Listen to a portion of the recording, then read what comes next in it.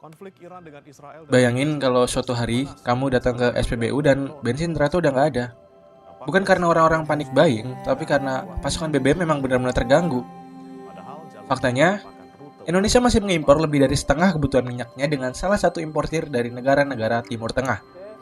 Dalam kondisi krisis seperti ini, cadangan BBM nasional diperkirakan hanya mampu bertahan sekitar 20-30 hari ke depan.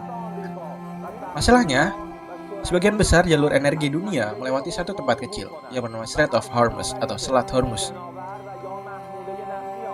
Dan sekarang jalur ini terancam, bahkan sempat diblokir karena konflik antara Amerika dan Iran.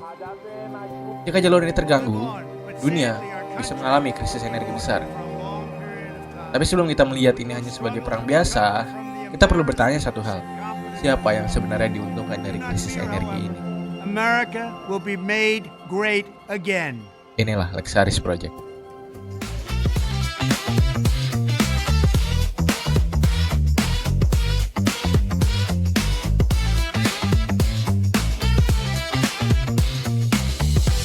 Sebelum lebih jauh, gue mau disclaimer dulu. Sorry banget untuk di video ini gue rasa bakal banyak omongan gue yang subjektif ya. Walaupun begitu, data-data yang gue tampilkan di sini itu tetap bersifat asli dan valid kok, jadi aman aja. Oke, konflik antara Amerika Serikat dan Iran sebenarnya sudah berlangsung lama sob. Titik balik utamanya itu terjadi pada revolusi Iran tahun 79. Saat itu pemerintah Iran yang sebelumnya dekat dengan Barat digulingkan. Dan setelah revolusi tersebut, Iran mulai mengambil posisi politik yang lebih menentang pengaruh Amerika di Timur Tengah. Sejak saat itu hubungan kedua negara terus dipenuhi ketegangan. Beberapa bentuk konflik yang sering muncul antara lain sanksi ekonomi, ketegangan terkait program nuklir, konflik proksi melalui negara atau kelompok sekutu di Timur Tengah, serta tekanan politik dan militer. Selama puluhan tahun, konflik ini nggak pernah benar-benar selesai sob.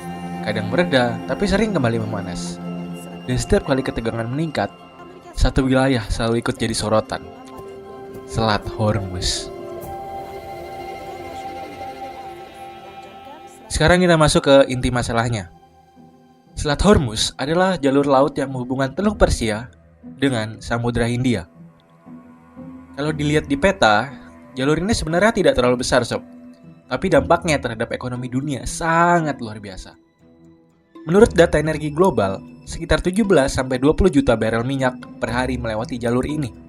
Itu sekitar 20% dari konsumsi minyak dunia per hari. Dan hampir sepertiga perdagangan minyak laut global bergantung pada Selat Hormuz. Artinya apa?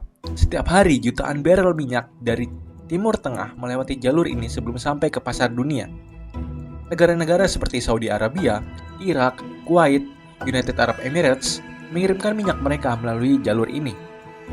Jadi, kalau Selat Hormuz terganggu, dampaknya bukan hanya ke satu negara doang sob. Dampaknya bisa terasa ke seluruh dunia. Ketika konflik dengan Iran meningkat, salah satu ancaman yang sering muncul adalah kemungkinan penutupan Selat Hormuz. Secara geografis, Iran berada di posisi yang sangat strategis untuk mengganggu jalur ini. Jika Iran benar-benar menutup atau menghambat jalur tersebut, dampaknya bisa sangat cepat sob. Kapal tanker minyak bisa berhenti berlayar, pasokan energi global langsung berkurang, dan harga minyak dunia bisa melonjak dalam waktu singkat. Dalam beberapa krisis sebelumnya, gangguan kecil aja udah mampu membuat harga minyak itu naik puluhan persen. Perlu diketahui, harga normal minyak per barrel itu sekitar $60 lah ya per barrel. Dan sejak Selat ini ditutup sebagian, harga minyak mentah dunia melonjak menyentuh di angka $100 Amerika per barel. ya, bisa naik lebih dari $100 per barel. Kenaikan harga seperti ini bisa memicu efek domino ke berbagai sektor ekonomi sob, bahkan sektor-sektor kehidupan bernegara lainnya. Menariknya, negara yang paling bergantung pada Selat Hormuz justru bukan Amerika. Yang paling bergantung adalah negara-negara di Asia. Negara seperti China, India, Jepang, Korea Selatan mengimpor sebagian besar energi mereka itu dari Timur Tengah. Ya, karena kita tahu sendiri bahwa negara-negara Asia Timur itu ada sedikit konflik perdagangan dengan Amerika. Jika jalur ini terganggu, pasti biaya energi naik, industri terganggu, inflasi meningkat, pertumbuhan ekonomi melambat. Dengan kata lain, Asia bisa menghadapi krisis energi serius. Dalam kondisi krisis energi seperti ini, negara-negara importir akan melakukan satu hal yang sama, mencari alternatif pemasok energi yang baru. Dan disinilah peta geopolitik energi mulai berubah. Negara yang memiliki cadangan energi besar dan mampu meningkatkan produksi akan mendapatkan keuntungan yang besar. 8 Februari 2026. Kemunculan Netanyahu ini pun hampir bersamaan dengan pernyataan Perdana Pemimpin tertinggi Iran Mojtaba Khamenei di Teheran. Berdasarkan laporan TASS, sekarang kita masuk ke bagian yang sering nggak banyak dibahas nih. Dulu, Amerika Serikat adalah importir minyak terbesar di dunia. Tapi setelah revolusi Shale Oil, situasinya berubah drastis. Sekarang Amerika menjadi salah satu produsen energi terbesar di dunia. Produksi minyaknya mencapai sekitar 12-13 juta barel per hari. Artinya, ketika harga energi dunia naik karena konflik Timur Tengah, Amerika itu tidak lagi menjadi korban kenaikan harga, teman-teman. Justru mereka bisa jadi pihak yang paling diuntungkan. Kenapa? Karena ya ekspor minyak mereka meningkat, keuntungan perusahaan energi mereka juga naik, dan ini membuat pengaruh Amerika dalam pasar energi global itu semakin besar. Gila nggak?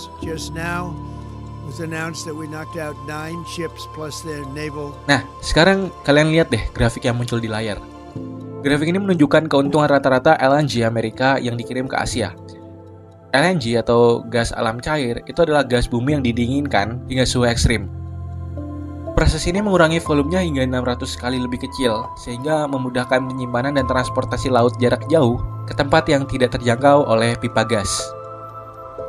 Lihat sob, sebelum ketegangan Iran meningkat, keuntungan rata-rata per pengiriman LNG berada di sekitar 20 juta dolar per barel. Namun, setelah krisis energi muncul, grafik menunjukkan sesuatu yang sangat-sangat menarik. Keuntungan tambahan atau windfall profit melonjak drastis.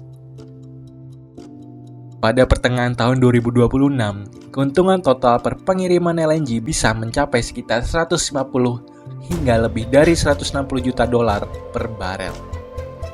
Artinya, satu kapal LNG saja bisa menghasilkan keuntungan berkali-kali lipat dibandingkan kondisi normal. Coba asumsikan sob, jika sekali pengiriman kapal tanker ini mampu mengangkut 1 juta barel minyak, berapa keuntungan yang didapat Amerika karena ini? Boom! Jika permintaan energi Asia meningkat karena pasokan Timur Tengah terganggu, ekspor LNG dari Amerika Serikat bisa meningkat drastis sob, seperti yang udah gue jelasin sebelumnya. Dengan kata lain, ketika sebagian negara menghadapi krisis energi, industri gas Amerika justru bisa menikmati lonjakan keuntungan yang besar. Inilah yang disebut dalam ekonomi energi sebagai windfall profit. Keuntungan besar yang muncul karena krisis pasar. Dan satu hal yang menarik, kebayang nggak kalian kalau misalnya ini semua itu udah dihitung matang oleh Trump? Berdasarkan analisa gue ya, Trump itu udah memperkirakan ini semua sob. Dari penyerangan ke Iran, kemungkinan penutupan Selat Hormuz, hingga keuntungan berkali-kali lipat akibat itu semua. Tidak mungkin bukan seorang kepala pemerintah tidak mengetahui hal-hal seperti ini? Absolute cinema.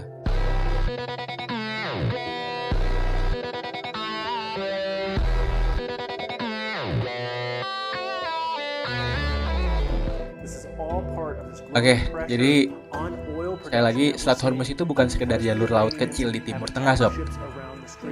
Ia adalah urat nadi energi dunia. Ketika energi menjadi langka, harga melonjak drastis.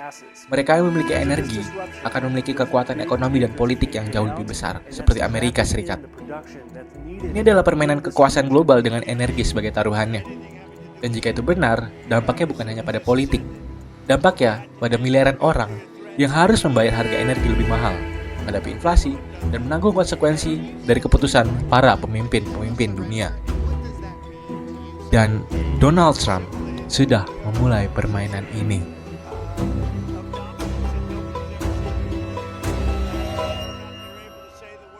Itu dia Leksan, pembahasan menarik kita kali ini mengenai Selat Hormuz ya. Dan bagaimana konflik antara Amerika dan Iran bisa berdampak besar pada energi dunia. Dari yang awalnya hanya terlihat seperti konflik politik di Timur Tengah, ternyata dampaknya bisa menjalar kemana-mana ya. Nah, menurut kalian sendiri, apakah hasil analisis gue itu benar ataukah salah? Atau justru kalian punya pendapat sendiri? Coba tulis pendapat kalian di kolom komentar ya. Gue mau tahu apa pandangan kalian mengenai konflik yang terjadi baru-baru ini. Salam Leksan, salam Indonesia Maju.